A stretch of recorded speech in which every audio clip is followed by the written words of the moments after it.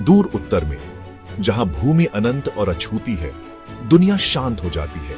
यहां अनंत रात के आकाश के नीचे एक ऐसा दृश्य है जो दुर्लभ और अद्भुत है, जिसने इसे देखने का सौभाग्य प्राप्त करने वालों के दिलों और दिमागों को मोहित कर लिया है। इसे ऑरोरा बोरेलिस कहते हैं, लेकिन जो इसके साए में रहते हैं वे इसे कई नामों से जानते हैं। The spirit lights, sky dancers या बस लाइट्स। एक ऐसा अद्भुत दृश्य जो समय जितना पुराना है। सदियों से यात्री, वैज्ञानिक और जिज्ञासु मस्तिष्क वाले कई लोग उत्तर की ओर इस खगोलीय चमत्कार की एक झलक पाने की उम्मीद में आते रहे हैं। अंधेरे स्थानों में प्रकाश के वादे से आकर्षित होते हैं। जैसे जैसे रात गहरी होती जाती है, हवाएं ठंडी होती जाती है, फिर भी मन में एक प्रत्याशा की भावना होती है। हवा में कुछ हलचल होती है और फिर एक झिलमिलाहट दिखाई देती है, जैसे रंग की फुसफुसाहट आकाश को रंग रही हो। उत्तरी रोशनी एक प्राकृतिक प्रकाश है जो तब होता है जब सूर्य से चार्जड पार्टिकल्स पृथ्वी के मैग्नेटिक फील्ड और एटमॉस्फेयर के साथ मिलते हैं। सूर्य हमेशा चार्जड पार्टिकल्स की एक धारा छोड़ता है, जिसे सोलर विंड कहते हैं। यह विंड इलेक्ट्रॉन्स, प्रोटॉन्स और अन्य चार्ज्ड पार्टिकल्स से बनी होती है, जो अंतरिक्ष में यात्रा करती है। जब ये पार्टिकल्स पृथ्वी तक पहुंचते हैं तो वे पृथ्वी के मैग्नेटिक फील्ड के साथ मिलते हैं। मैग्नेटिक फील्ड पोल्स पर सबसे मजबूत होता है, इसलिए रोशनी पोलर रीजन्स के पास सबसे अधिक दिखाई देती है। जब सोलर विंड पार्टिकल्स पृथ्वी के एटमॉस्फेयर में ऑक्सीजन और नाइट्रोजन से टकराते हैं तो वे इन एटम्स को ऊर्जा देते हैं और उन्हें उत्तेजित कर देते हैं। इसका मतलब है कि एटम्स ऊर्जा को अवशोषित करते हैं, जिससे उनके इलेक्ट्रॉन्स हाई एनर्जी स्टेट में चले जाते हैं। जब इलेक्ट्रॉन्स अपनी नॉर्मल स्टेट में लौटते हैं तो वे ऊर्जा को लाइट के रूप में छोड़ते हैं। इस प्रक्रिया को रिकॉम्बिनेशन कहते हैं। उत्तरी रोशनी के रंग उस गैस के प्रकार और कनेक्शन की ऊंचाई पर निर्भर करते हैं। ग्रीन सबसे आम रंग, जो तब उत्पन्न होता है जब सौर कण पृथ्वी की सतह से लगभग 60 से 150 मील 100 से 250 किलोमीटर की ऊंचाई पर ऑक्सीजन से टकराते हैं।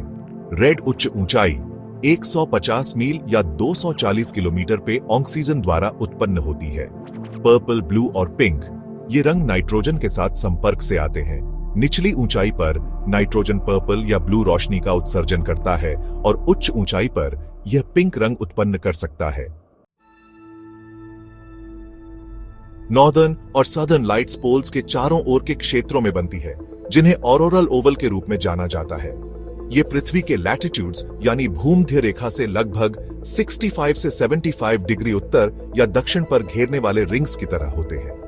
रोशनी नॉर्दर्न या ऑरोरा बोरियलिस और साउदर्न यानी ऑरोरा ऑस्ट्रालिस दोनों क्षेत्रों में देखी जा सकती है, लेकिन वे आमतौर पर उत्तर में देखना आसान होती है। रोशनी पृथ्वी के लिए अद्वितीय नहीं है। सौर मंडल के अन्य ग्रहों पर भी चुंबकीय क्षेत्रों के साथ ऑरोरा देखी गई है, जैसे जुपिटर, सैटर्न और यहां तक कि मार्स पर भी। हालांकि पृथ्वी की ऑरोरा विशेष है क्योंकि इसके वायुमंडल और सोलर विंड की तीव्रता का संयोजन है। कोई भी दो नॉर्दर्न लाइट्स के प्रदर्शन कभी एक जैसे नहीं होते। एक पल आकाश शांत होता है और अगले ही पल यह प्रकाश का एक सिम्फनी होता है, जैसे ब्रह्मांड खुद अपनी बाहें फैला रहा हो। नॉर्दर्न लाइट्स अप्रत्याशित होती हैं, कभी समय या रूप से बंधी नहीं होती। वे क्षणिक हैं, फिर भी शाश्वत हैं। ऑरोरा बोरियालिस का नाम रोमन सुबह की देवी ऑरोरा और उत्तर की हवा के लिए ग्रीक नाम बोरेयास के नाम पर रखा गया है। इसी तरह दक्षिणी समकक्ष को ऑरोरा ऑस्ट्रालिस कहा जाता है। रात की खामोशी में जमी हुई भूमि से घिरे हुए एक शांत समझ होती है।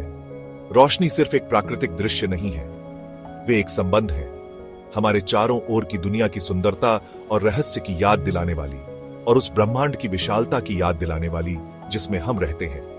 कुछ के लिए नॉर्दर्न लाइट्स उनके पूर्वजों की निगरानी की याद दिलाती है, दूसरों के लिए वे सितारों के लिए एक पुल है। चाहे आप कोई भी हो या आप कहीं से भी आए हो, ये रोशनी हम सभी को जोड़ती है, दृश्यमान दुनिया से परे मौजूद सुंदरता का प्रमाण।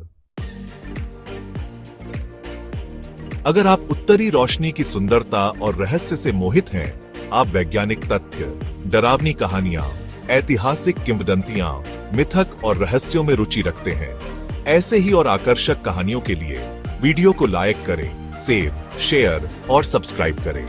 क्या आपने कभी इस तरह की रहस्यमय या आकर्षक घटनाओं का अनुभव किया है? नीचे कमेंट्स में हमारे साथ शेयर करें।